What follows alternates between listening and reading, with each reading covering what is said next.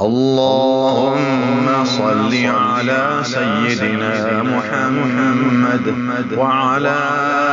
آل سيدنا محمد صلاة